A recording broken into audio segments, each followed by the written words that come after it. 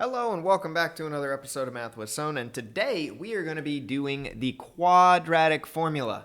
Okay, so if you stayed in, paid attention to the completing the square video last time, you realized at the very end I made a mistake, and it happens with completing the square. So some of the hard completing the square problems, there's got to be a better way.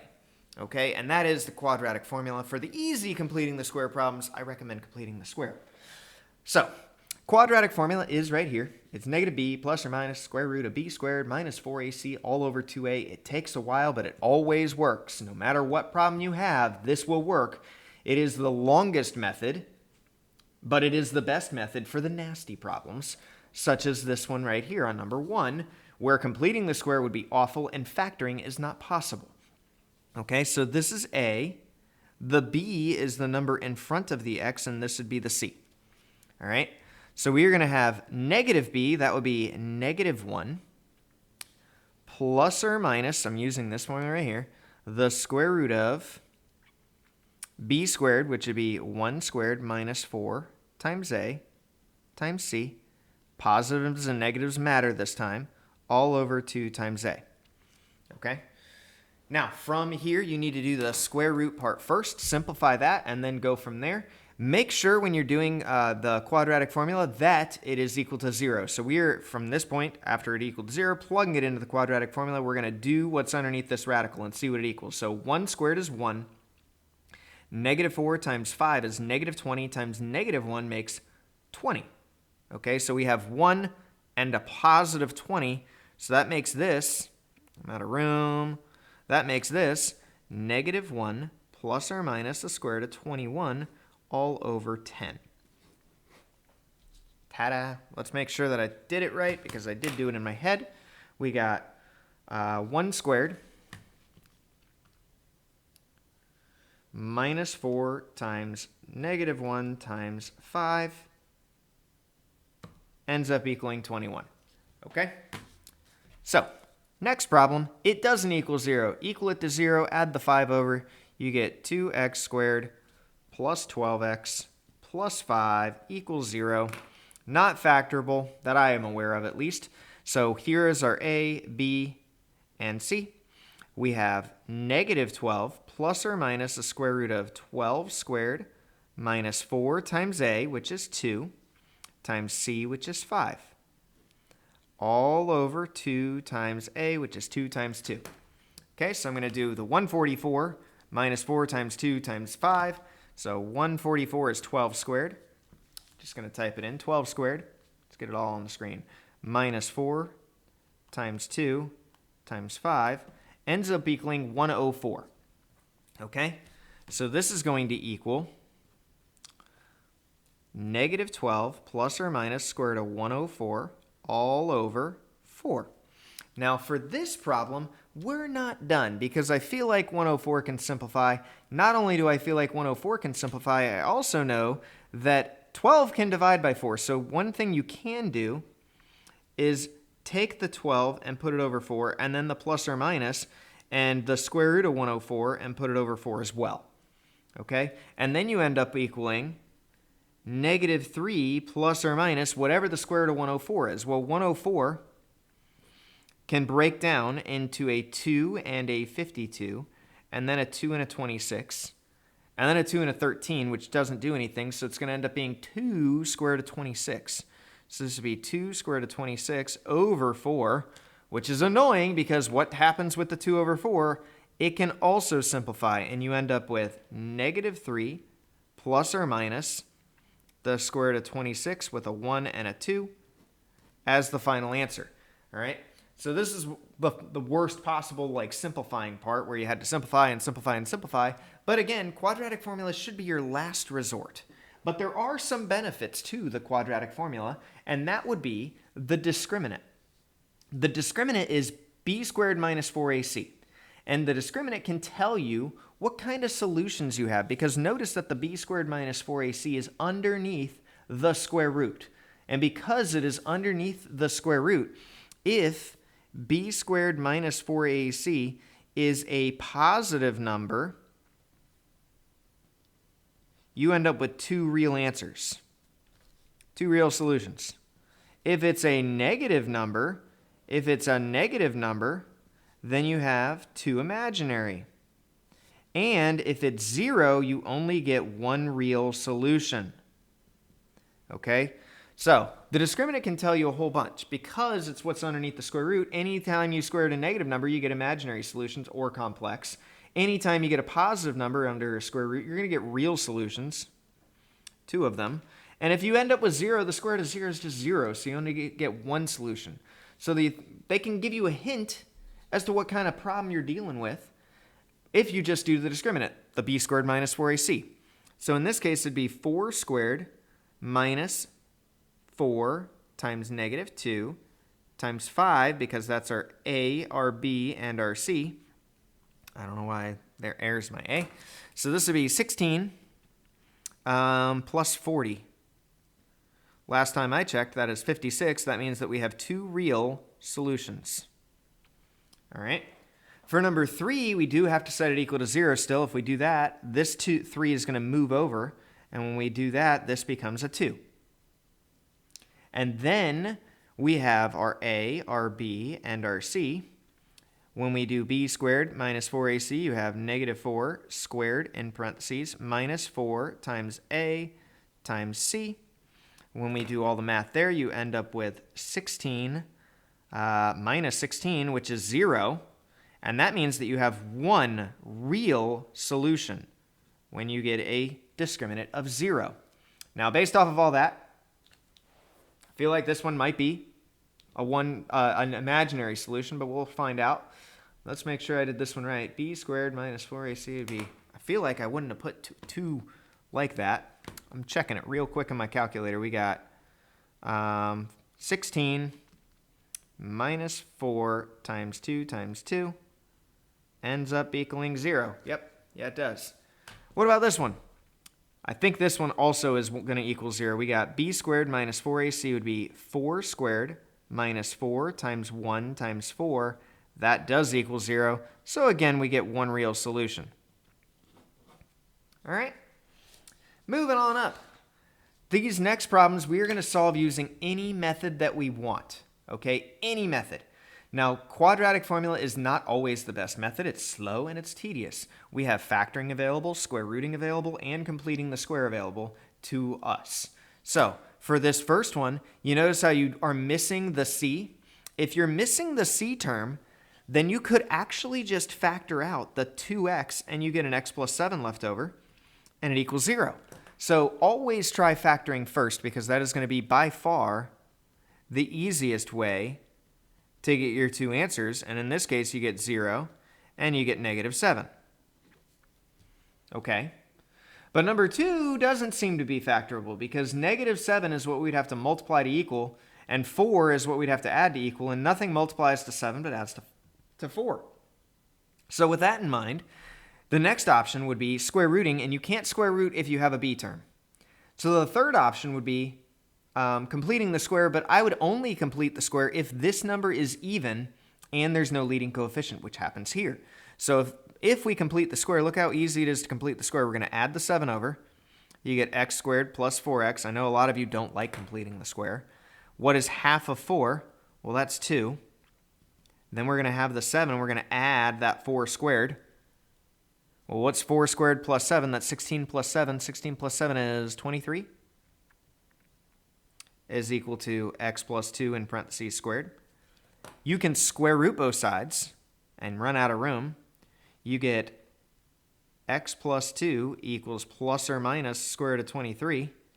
Square root of 23 doesn't do anything, but the negative 2 can be added over. Okay? Again, you could have used quadratic formula, but I like completing the square given that scenario. But I don't like completing the square for number 3. Why? Because the 7's odd, and I don't like completing the square with an odd number here. Okay? So for me, I would upgrade to quadratic formula on this one. I'm going to do negative 7 plus or minus negative b plus or minus b squared, which would be 49, 7 squared, minus 4 times 1 times negative 1, all over 2 times 1. Okay? So we got 49 plus 4. 49 plus 4 is 53. So our final answer is going to be negative 7 plus or minus the square root of 53 all over 2. And 53 doesn't simplify. The 7 doesn't divide by 2, so it would be negative 7 plus or minus 53, square root of 53 all over 2. I kind of had to squeeze it in there. Next one. This one's an easy one. All right, so the main goal of this particular section is to figure out what is the best method. Well, quadratic formula could work, and your C would be 20, your A would be 5, but your B is missing. If you're ever missing the X value, there's another way. And that would be solving by square rooting. We're going to subtract the 20. You get negative 20 is equal to 5x squared. Divide by 5. Negative 4 would equal x squared. And then square root. You get x equals plus or minus square root of negative 4, which last time I checked, square root of 4 is 2. So this is going to be x equals plus or minus 2i because it was the square root of a negative number. All right. Next one. This one you could use completing the square. It's already set up for it. You could half the 8 and go from there. But you could also try factoring if you think that you could maybe multiply to 9 and add to 8. And I think you can because, 9 times 1 multiplies to 9 and in some way might add to 8. That depends on if we move the 9 over, if it's negative. And it is. So in this case, we're going to get x minus 9 and x plus 1 is equal to 0. Those multiply to the negative 9, and they add to the negative 8. So this is going to give us our final answer. You got to change the signs of the factors of negative 1 and 9, or you could set them equal to 0. All right. Number 6. This one, should we factor? Factoring I don't think works because when we do negative 2 times 1, you get 2, and nothing really multiplies to 2 and adds to 4. Okay? We could divide everything by 2 if we want to. And I'm going to because I don't like this negative 2 right here. So I'm going to divide everything by negative 2. That would make this a positive 1/2 because you have negative 1 divided by negative 2. That would make this an x squared. And that would make this a negative 2x. Now, completing the square is kind of calling my name because 2 is very easy to half. I know there's a 1/2 here already, but 2 is pretty easy to 1/2, so I'm going to do that. We're going to get x minus 1 in parentheses squared would equal 1/2, and then we're going to add that same 1 squared. Okay? If we type in 1 squared plus 1/2 in our calculator, and technically it's negative 1 squared, but if you put it in parentheses, it's the same thing as 1 squared. If you do that, you end up with 3 over 2 is equal to the x minus 1 in parentheses squared. Square root both sides. We get x minus 1 equals plus or minus square root of 3 over square root of 2. The square root of 2 does not simplify, and if it does not simplify, you should rationalize it by multiplying by the square root of 2's. So that makes x minus 1 equals plus or minus square root of 6 over 2. And then you would just add the 1 over. And you get x equals 1 plus or minus radical 6 over 2. Quadratic formula might have been a little easier there. I don't know. I feel like we need more practice with completing the square than quadratic formula, though. Next one, we got an application problem. So there is a profit for a business that's selling watches. Okay, they have an equation, negative 2x squared plus 160x minus 400, where p of x represents the profit and x represents the price that the watch is attempting to be sold at. Okay, so this kind of makes sense because if you think about it, this graph is going to be downward facing. I don't know what the x-intercepts are. I'm just guessing. So if you try and sell things for super cheap, you're not going to make any money.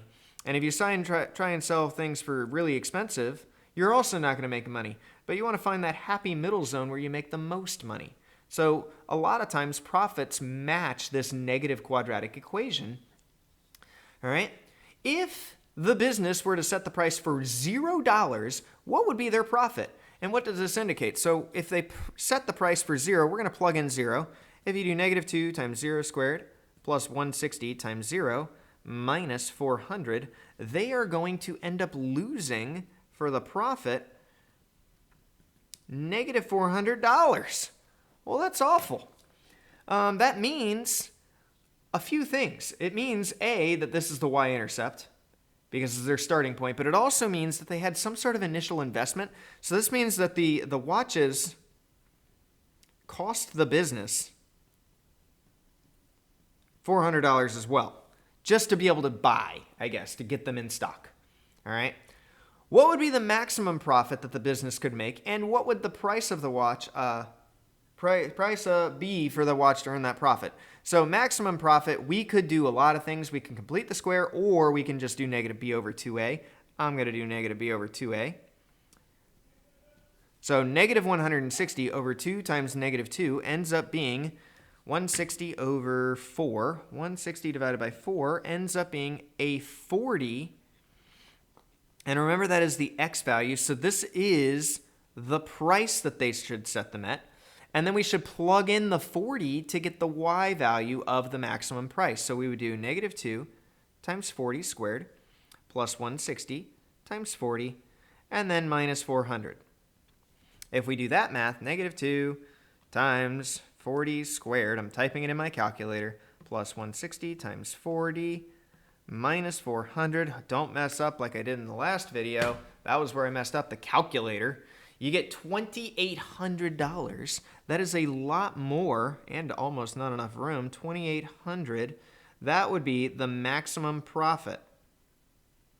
Then that's a lot more than they would have otherwise. All right. At what price should the watches be set if the business wants to sell as many watches as possible and also earn a minimum of $2,000? So maybe they don't like this maximum profit, but they want to earn at least a minimum of $2,000 and sell as many watches as possible. So think about this over here.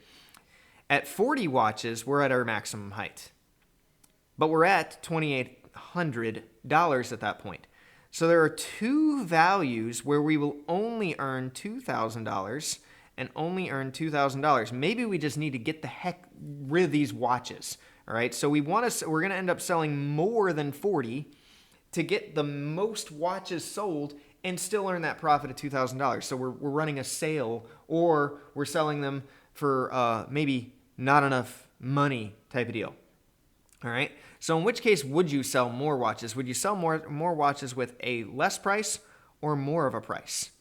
And that's actually tricky. I would have probably said, oh, we want a higher price. That would be earning the most watches. But you have to kind of think, if we want to sell the most watches as possible, they would probably want to drop the price a little bit. All right? So they're running a sale. They're going to sell more watches, but they're not going to earn as much money. Here's what we're going to do. We're going to plug in $2,000 for the profit. And then we're going to have to use the quadratic formula because I'm betting this is just going to be nasty. And maybe it's factorable. We're going to set it equal to 0, negative 2x squared plus 160x minus 2400. And everything can divide by 2. And the quadratic formula, you can, if everything divides by 2 in the beginning, you can do that. So we're going to get 0. I'm going to divide by negative 2 is equal to x squared minus 80x plus 1200. This probably is factorable, but as one last problem for the quadratic formula, we're going to do 80 squared plus or minus the square root of, not 80 squared, negative b, 80 squared minus 4 times a times c all over 2a. Okay, so we're going to type that in our calculator, and we're going to get an answer. We got the square root of, well, actually, I'm going to do the whole thing. I'm going to do 80. I'm going to do minus the square root of 80 squared minus 4 times 1200 all over 2 times 1. So to prove to you that it can all be done all at one time, oh, I forgot to do times a, times 1. 4ac. There we go. You end up with 20. Now you notice that that is only one answer. So one answer would be a price of 20. X could equal 20. And if we change this to a plus, x could also equal 60 if we change it to a plus. So x could equal 20 and 60, but which one would sell the most watches?